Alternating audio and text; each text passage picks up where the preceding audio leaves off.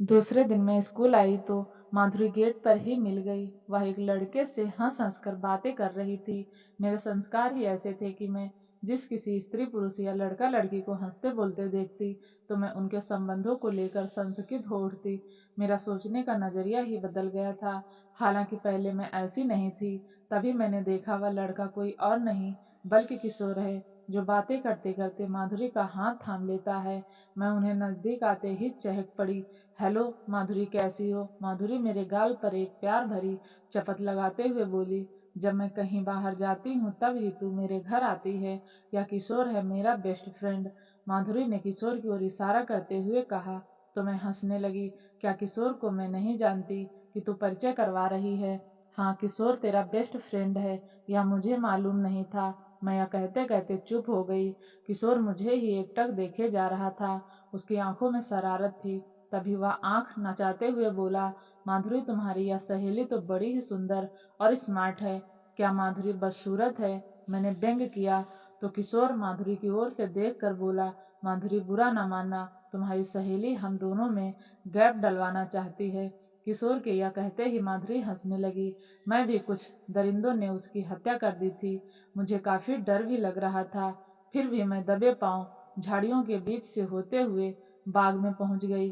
तभी मैंने एक घने पेड़ की ओट में खड़े माधुरी और किशोर को देखा। मेरे तो होश ही उड़ गए। माधुरी यहाँ किशोर के साथ क्या करने आई है? मुझे कुछ गड़बड़ लगा तो मैं सधे पांवों से एक दूसरे पेड़ की ओर बढ़ गई। मैं उस पेड़ की ओट में आकर खड़ी हुई तो मेरा दिल धड़कना भूल गया। मैंने देखा माधुरी ने अपनी पैंट एक तरफा खोलकर रख दी थी और किशोर ने भी अपनी पैंट उतार दी थी। वे एक दूसरे की बाहों में ऐसे समाये हुए थे जैसे बहुत दिनों के बाद मिले हों या ठंड से बचने के लिए एक दूसरे से चिपके हुए हों। फिर तभी मैंने जो दृश्य देखा उसने मेरे रोंगटे खड़े कर दिए। मैं चुपचाप पेड़ के सहारे खड़ी उनकी यौन क्रीड़ा देखती रही। जब वे झाड़ी की ओर बढ़े तो मैं भी पेड़ों की ओट से होते हुए झाड़ी की ओर बढ़ गई। वे तेज तेज कदमों से चल रहे थे, आगे पीछे कुछ भी नहीं देख रहे थे। जब वे झाड़ी को पार कर स्कूल के ग्राउंड की ओर बढ़े तो माधुरी की आवाज सुनाई दी, किशोर तुम पहले जाओ, हम दोनों साथ साथ जाएंगे तो कोई शक कर सकता है। माधुरी यह कहकर इधर ही खड़ी हो गई। किशोर चला गया। किशोर के जाते ही मैं तेज कदमों से आगे बढ़ गई। मैं माधुरी को पकड़ लेना चाहती थी और उससे यह पूछना चाहती थी कि माधुरी तू किस मजबूरी में किशोर के साथ यह खेल खेल रही है। आखिर मैंने माधुरी को पकड़ ही लिया। वह मेरे तेज तेज कदमों की आवाज सुनकर ऐसे चौंक कर मुड़ी जैसे किसी हिरण पर शेर ने अचानक ही हमला बोल दिया हो और वह संभलते संभलते गिर गया हो। माधुरी मुझे वहां देखकर हैरान ही नहीं थी बल्कि काफी डरी हुई थी। उसका चेहरा सफेद पड़ गया था। मैंने उसके कंधे पर हाथ रखते हुए कहा, तू तो मेरी सहेली है, कोई अपनी सहेली को देखकर ऐसे डरती है? मैं तो इधर तुमको ढूंढती हुई चली आई थी। अब बता तू इधर क्या करने आई थी? माधुरी एक काफी सुलझी हुई लड़की थी। वह इतना तो जान ही गई थी कि मैंने सब कुछ देख लिया है। वह कोई बहाना न करते हुए बोली, मैं क्या करूं काजोल? जैसे कोई युवक हस्त मैथुन का आदी हो जाता है वैसे ही मैं भी मर्दानी बाहों के स्पर्श की आदी हो गई हूँ। मैं चौंक गई। तो यह क्या कह रही है? मैं सच कह रही हूँ। एक शाम को मैं किशोर के साथ स्कूल के गेट से बाहर हुई तो वह बोला, चलो आज स्कूल के पिछवाड़े वाले बाग में चलते हैं। मैं तैयार हो गई। हम बाग में पहुंचे तो किशोर ने अचानक ही मजाक मजाक में मेरी छाती पर हाथ फेर दिया। मैं सच कह रही हूँ, मेरे रोम रोम खड़े हो गए। पूरे उतावले रहते हैं। फिर क्षण भर में ही वह सब हो गया जिसके लिए हम एक दूसरे को सहला रहे थे, आंखों में आंखें डाल देख रहे थे और बाहों में आने के लिए बेचैन हो रहे थे। जाने क्यों सहवास के बाद मुझे बड़ा ही अफसोस हुआ, लेकिन मैं अगले दिन खुद ब खुद ही किशोर के पास जा पहुंची। वह भी मेरा ही इंतजार कर रहा था। इस तरह मैं रोज ही इन्हें दोहराने का संकल्प लेती हूँ और दूसरे दिन स्वतः ही किशोर के साथ बाग की ओर बढ़ जाती हूँ। यह मर्दानी बाहों के स्पर्श का ही जादू है जो चाहकर भी मैं या किशोर स्वयं को नहीं रोक पाते। हमें इसका चस्का लग गया है। काजोल, हमारे इन संबंधों का जिक्र तुम किसी से भी न करना। समझ लो कि तुमने कुछ देखा ही नहीं है।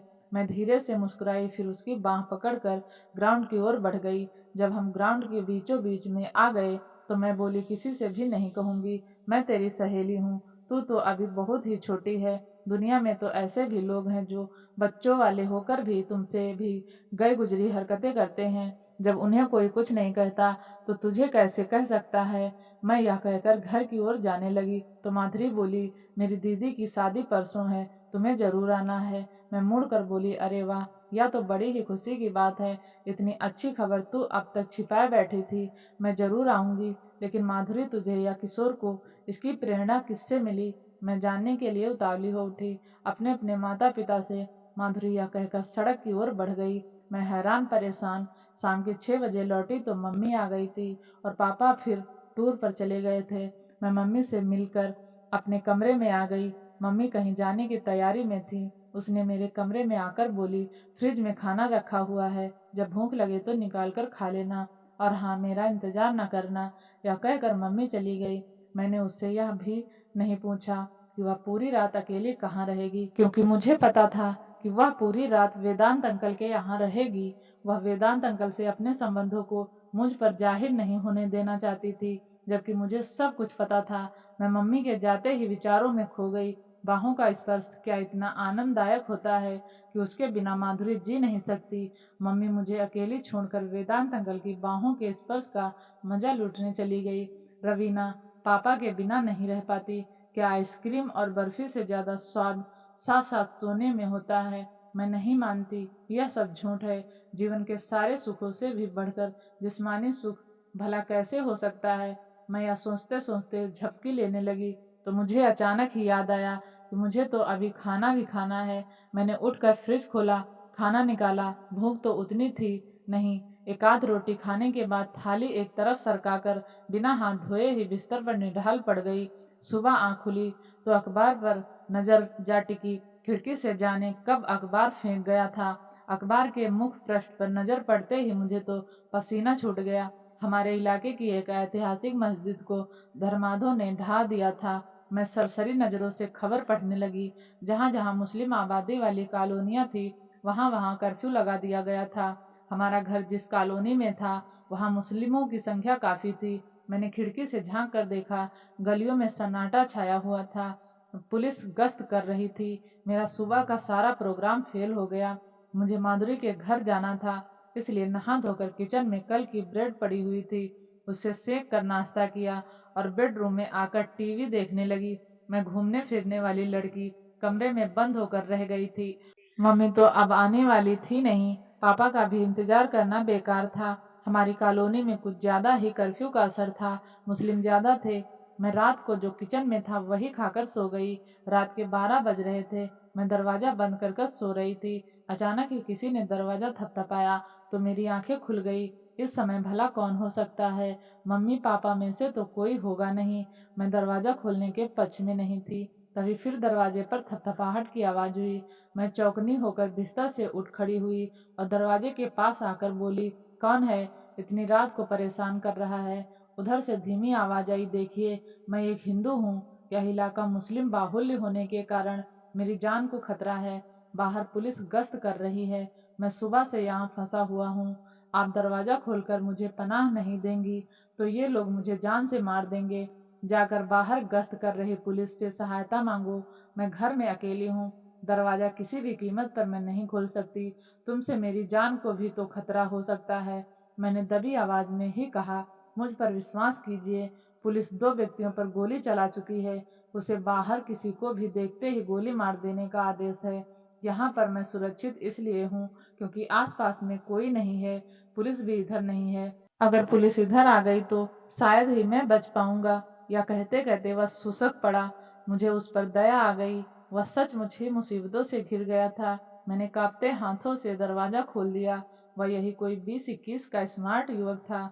भय और दहशत के मारे वह थर थर कांप रहा था। उसके चेहरे से बेचारगी टपक रही थी। वह कांपते पांवों से अंदर आया और धम से सोफे पर बैठ गया। एक गिलास पानी पिला दीजिए, सुबह से ही प्यास लगी है।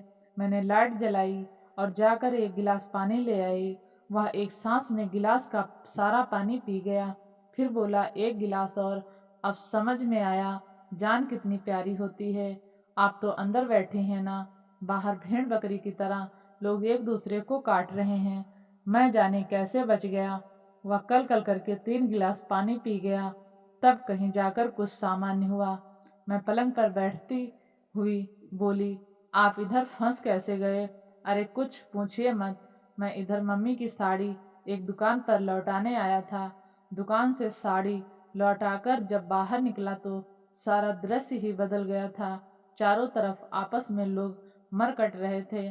मैंने पास खड़े एक आदमी से पूछा तो उसने ही बताया कि यहाँ से जल्दी निकल लो, इस इलाके की एक मशहूर ऐतिहासिक मस्जिद को कुछ धर्मांधों ने गिरा दिया है।